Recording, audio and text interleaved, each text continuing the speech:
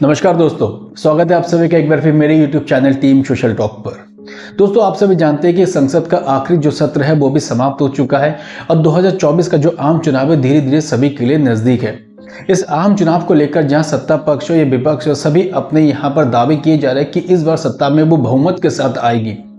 लेकिन इस बहुमत के पीछे का जो खेल है कुछ और ही है, क्योंकि इस बार खलबली मचाने के लिए फिर से एक बार किसान आंदोलन 2.0 या चलो दिल्ली मार्च या फिर एक बार किसान आंदोलन अब की बार। ये क्या है? पंजाब हरियाणा बॉर्डर के जितने भी बॉर्डर है सभी बॉर्डर पर किसान आंदोलन फिर से उत्तेजित अवस्था में है और सभी लोग बॉर्डर क्रॉस करते हुए दिल्ली की ओर कूच कर बैठे हैं। इस समीकरण को देखते ही जहां केंद्र सरकार ने दिल्ली के सारे बॉर्डर को क्लोज करने के इरादे बना चुके हैं, शंभू बॉर्डर हो, सिंध बॉर्डर हो या गाजीपुर बॉर्डर हो, सभी बॉर्डर को यहाँ पे क्लोज किया जा रहा है। और रिसेंटली अभी किसान और पैरामिलिट्री फोर्स या पुलिस के बीच में एक झड़प भी हो चुकी है, जिसमें कई आंसू गोले भी दागे जा चुके हैं। और ये जो झड़प है किसानों के बीच में और फोर्स के बीच में है, क्या फिर से एक बार 2020-2021 का जो किसान आंदोलन उससे बड़े लेवल के एक आंदोलन करने की यहाँ पर चेतावनी है, या उसकी पूरी प्लानिंग के साथ जो किसान जो बंधु है वो यहाँ पर आ चुके हैं? माना जा रहा है कि रिसेंटली सर्वे के अकॉर्डिंग कि किसान लोग इस बार जो है पूरी तैयारी के साथ है, ट्रैक्टर ट्राली में उनके साथ भरपूर अनाज है और एक लॉन्ग टर्म की प्लानिंग के साथ वो आए हैं। और आने का क्या रीज़न हो सकता है, इस रीज़न को भी जानना चाहिए कि इस बार जो किसान आंदोलन हो रहा है वो क्यों हो रहा है। पिछली बार जो 3 काले कानून के बारे में जिस पर डिस्कशन किया गया था और जिसको बाद में विड्रॉ किया गया था, उसके बाद भी ये आंदोलन क्यों हो रहा है? क्या इस आंदोलन के पीछे कोई बड़ी प्लानिंग है? किस प्लानिंग के तहत बीजेपी को सत्ता में नहीं आना चाहिए या दूसरे दलों को सत्ता में वापसी होनी चाहिए? हमें इस पर बात करनी है और आज के इस वीडियो पे हम बात करने की कोशिश करेंगे क्या किसान आंदोलन 2.0 की मांग क्या है, किन इश्यूज पर ये आंदोलन फिर से बड़ी लेवल पर इसकी तैयारी की जा रही है, और पिछला जो 3 कानून था उस कानून के बारे में भी मैं आपको बताऊंगा। साथ में ये भी जानेंगे कि आखिर इस आंदोलन के पीछे क्या कोई इन्फ्लुएंस काम कर रहा है या इन आंदोलन का मकसद क्या है, या बाकी में ये आंदोलन किसानों के हित के लिए है। सबसे पहले तो एक बात यहाँ पर यह क्लियर होनी चाहिए कि जो आंदोलन यहाँ पर अभी संगठित की गई है किसान आंदोलन 2.0, ये संयुक्त किसान मोर्चा का आंदोलन बिल्कुल भी नहीं है। पंजाब हो, हरियाणा हो या दूसरे राज्य के जितने भी संगठन, छोटे छोटे संगठन, इन्होंने मिलकर इस बार ये आंदोलन को खड़ा किया है, जिसे चलो दिल्ली मार्च का एक तरफ से नाम दिया गया है। अब दोस्तों यहाँ बात करेंगे कि 2020-2021 में जो किसान आंदोलन के 3 कानून थे जिसे भारत सरकार ने विड्रॉ किया था, वो कानून क्या है, उसके बाद मैं आपको बताऊंगा कि आखिर किन मुद्दों पर इस बार के जो किसान आंदोलन है वो खड़ा किया गया है। दोस्तों 2020 और 2021 में जो कृषि कानून जो बनाए गए थे, उनमें अगर पहले कानून की बात करें तो वो ये था कृषक उपज व्यापार और वाणिज्य। इस कानून के अकॉर्डिंग ये माना गया था कि किसानों को अपने फसल को बेचने के लिए स्वतंत्रता होनी चाहिए। किसान की फसल जब तैयार हो जाती है तो किसानों को उसके लिए मंडी जाना पड़ता है। अगर मंडी से बाहर कोई दुकानदार, कोई बड़ा व्यक्ति या कोई संस्था अगर नजर आती है तो किसान उसको डायरेक्टली अपना जो फसल है वो वहाँ पर बेच सकते हैं। साथ में जो फसल है उसका भी एक रेट वो खुद ब खुद उसको तय कर सकते हैं। दूसरा जो कानून था वो ये था कृषक कीमत आश्वासन और कृषि सेवा करार अधिनियम। यूँ कहें तो इसको डायरेक्टली हम कहते हैं कॉन्ट्रैक्ट बेस्ड फार्मिंग। कई बार ऐसा होता है कि किसान जब अपनी फसल तैयार करते हैं तो प्राकृतिक आपदा से उनको फसल को बड़ी हानि होती है, तो इस कानून से ये बताया गया था इससे किसानों को कम जोखिम होगा और उनको दुकानदार या बड़े बड़े जो खरीदार उसको ढूंढने की जरूरत नहीं होगी। यानी किसान डायरेक्टली अपनी फसल का जो कॉन्टैक्ट है वो बड़े बड़े निर्यातक या बड़े बड़े कारोबारी के साथ कर सकते हैं, जिससे उनको फसल का उचित पैसा भी मिलेगा। अगर इस बीच कोई भी आपदा होती है तो उसके जो नुकसान है वो बड़े बड़े कारोबारी या बड़े बड़े निर्यातकों को होने वाला था। तीसरा जो कानून था वो ये था आवश्यक वस्तु संशोधन अधिनियम। भारत सरकार ने 1955 में एसेंशियल कमोडिटी करके एक एक्ट बनाया था।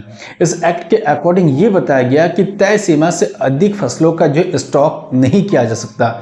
तब भारत सरकार ने 2020-2021 में इस संशोधन में और थोड़ा सा कुछ चीज़ें ऐड की और उन्होंने बताया कि जैसे अनाज, दाल, तिलहन, प्याज, आलू, इन फसलों को इस सीमा से बाहर रखा जाएगा और राष्ट्रीय आपदा या कोई भी अकाल पड़ता है तो इन वस्तुओं पर कोई भी अतिरिक्त शुल्क या कोई सीमा नहीं लगाई जाएगी। दोस्तों ये थे कृषि कानून, जो पुराने कृषि कानून थे 2020-2021, जिस पर बहुत बड़ा आंदोलन हुआ था। लेकिन अब का जो आंदोलन है 2.0, इस आंदोलन की बेसिकली डिमांड क्या है, इस पर भी बात करनी चाहिए। अगर इस पर मैं बात करूं तो मुझे यहाँ पर नजर आता है कि उनकी पहली जो डिमांड वो ये है कि एमएसपी पर जल्द से जल्द कानून बनाया जाए। यानी एमएसपी पर अभी तक कोई कानून नहीं बनाया गया, तो एमएसपी पर कानून बनाया जाना चाहिए। उसके साथ ही एमएस स्वामीनाथन आयोग की जो सिफारिश है उसे जल्द से जल्द लागू करनी चाहिए।